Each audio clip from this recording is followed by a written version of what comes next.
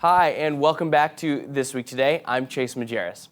At This Week Today, we think that during this time of disruption, changes every other day, and uncertainty of what might be coming in the real estate and mortgage markets, we wanted to bring you trusted industry experts so that you can hear from them to help provide perspective, key observations, and most importantly, accurate information to help guide you. Today, I share my conversation with real estate expert Dustin Brohm. Dustin, welcome, man. How you doing? Doing fantastic. How are you? Good, man. I'm good. It's just crazy because now that we're still in quarantine, the weather's really starting to turn here in San Diego, and it's weird because I'm looking outside at a beautiful sunny day, almost 80 degrees, and there's nothing I can do about it. Right. Right. Yeah. Thank God we weren't going into this quarantine like to start winter. Now, you're in San Diego. It's still not too bad, but it's a wild world we live in, my friend. Yeah, that is true. That is true. Well, Dustin, we brought you on today, first off, because you're a big content creator, for one, and you got that strong pulse on the real estate market. Can you give us a quick update or a quick synopsis, if you will, about who you are and what it is that you do exactly? Sure thing. Yeah, I've been a real estate agent in Salt Lake City, Utah for just over 9 years, and the last few years I've really stepped out into the industry as a whole and helped agents and loan officers to improve their marketing, to sell more homes, to really focus in on a lead gen strategy that works for them and is congruent with them, and I really enjoy that. I do some speaking every now and then, at least when events exist, which they don't right now. So Right. I'm not a public speaker right now. But yeah, I've really stepped into that. My podcast is really my main outlet to the industry, and I'm just having a blast, just helping agents and LOs get through, the hardest part of being in business, and that's getting new clients. So Totally. Do a little name drop. Who are you working with, and what's the name of your podcast? my show is called the Massive Agent Podcast, and we just dropped episode 122 today. Wow. And so it's been growing well. It's been doing good. So yeah, thank you. That's awesome, man. Well, okay, so let's backtrack a little bit. At the beginning of the year, all right, I'd say even before 2020 even started, a lot of people were talking about 2020 is the year for market share. How are we going to get all that market share? Because that's really what's going to drive business. And that was obviously before people really even knew about what was to be a pandemic, where we're stuck inside right now. So, is that still the case? What's going on there with that foreshadow? Let me preface this by saying we're adults. So I'm going to talk about all the great opportunities. I'm not saying that the bad stuff is okay. Right. There's bad stuff happening. People are getting hurt. I'm not okay with that. But as a result of the pandemic, there's some amazing opportunities that have popped up. Right. And it's important to embrace those. So if one of your big goals was to gain market share this year, you've just been given the biggest gift ever. Now you've got to act on it, and you have to adjust slightly. But what's happened is everyone's stuck in their homes, and what are they doing? They're scrolling their news feeds all damn day. So true. All day. I saw an article a few weeks ago that Facebook's news feed consumption was up like 82% over the previous month. That's nuts. That's crazy. So people are on social media more than ever. And at the same time, your competitors are all sitting on the sidelines. Right. And understandably so. There's still so much uncertainty, and they're like, well, I don't know, so I'm going to pull back on spending money on ads and my marketing dollars till I know what the world's going to look like. So I get it, but nonetheless, they're laying down. They've pushed pause. So anyone who's willing to jump in and double down and take advantage of being able, you're going to be seen more because people are on Facebook and everything else more, and your competitors are on there less. So it's an amazing opportunity to gain market share if you're doing the right stuff. Right. So I guess the next question would be, obviously, if you're on Facebook, you're creating marketing ads, you're creating advertisements for your company and your brand, whatever it is you want to call your business. Yeah. What should people be doing? Can you give us a little insight on that? I mean, you're a content creator. Help us out here. Yeah, I'm a big proponent of talking about mortgages and rates or the market as little as possible. Interesting. Seriously. Interesting. Focus on the community. focus on what's happening in your neighborhood, in your subdivision, in your town. What new attractions are coming? What businesses are coming? What's going on with like the high school sports in the area and the big rivalry game? Totally. If you just talk about what's great about your community and be the media company for your community, you're always going to have relevant content that people want, whether they're in the market to buy or sell or refinance or not. Right. But so many of us, like, we get our mortgage license, we get our real estate license, and it's like our DNA changes and we think we must talk about mortgages all the time. No, Right. because that causes people to tune out.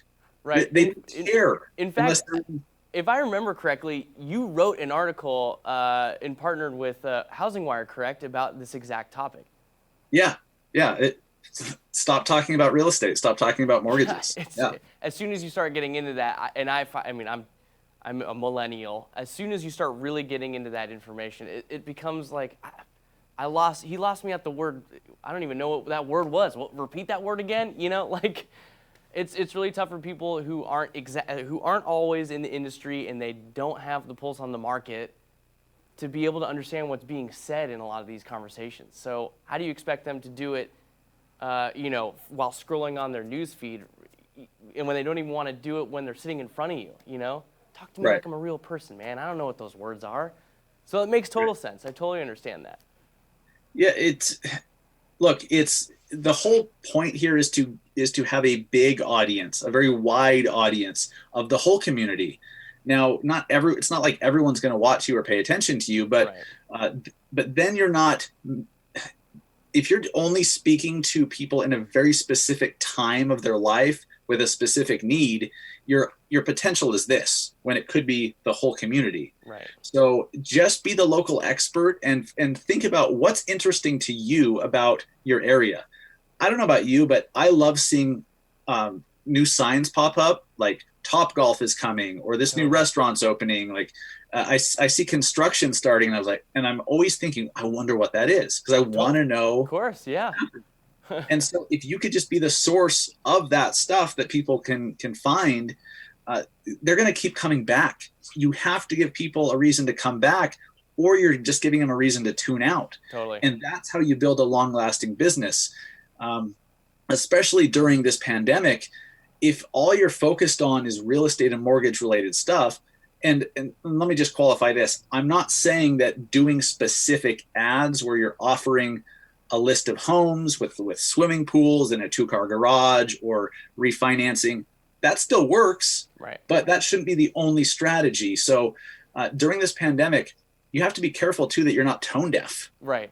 Totally. I saw a Facebook ad from a local real estate agent here in Salt Lake, and she's a top producer, very well respected among other agents, and it was great, but I could tell it had been running for a few months. Right. So there was no mention of the pandemic, no mention of uncertainty, or it lacked a certain sensitivity, I think, that you probably need. Totally. And the comments were brutal. Oh boy. Absolutely brutal. Right. You're apart. Like, of course you want me to sell my house. So now that, because I just lost my job, I'll sell my house. I'll be homeless, but you make a big commission. That's great, Mrs. Realtor. Oh gosh. Yeah. Well, I mean, it is the internet. The internet remains undefeated, as you know. Yeah. I mean, a lot of that stuff is just like, get out of here. But right. But nonetheless, how many people feel negatively about that stuff right now just because of the heightened emotions? Of course. So avoid all of it and just position yourself as the expert of the neighborhood who happens to sell homes, who happens to do mortgages. Right. That's how you win big, especially right now while your competitors are just, sitting on the sidelines. Right. No, totally. That makes sense. Just kind of summarizing that for our audience, it's really interesting that Dustin says to remain really malleable in creating your own content and to not get stuck in that one lane only and keep driving that lane. You're going to lose your audience completely, and you're really only making it for one small specific audience. And if your goal is to reach a larger audience, then you're obviously not achieving that goal by doing so. I find that really interesting, especially in our industry where it's really easy to see the same common thread of video themes all the time. So Here's my question to you now. Now that we've talked about the content, say you already have you have a video that you want to you want to put out there on social media. Let's just say Facebook, for instance, that's where I see a lot of videos, including this show.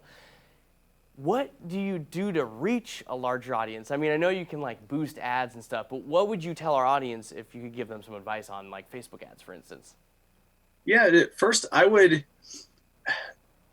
So I've done Facebook ads by myself for years. I taught myself how to do them, and there was a lot of trial and error. Right. And if you've ever done Facebook ads before or any kind of advertising, it's the worst feeling ever when you put a bunch of time and effort and money even into creating landing pages and having images and graphics created and putting this whole funnel together, and then it doesn't work.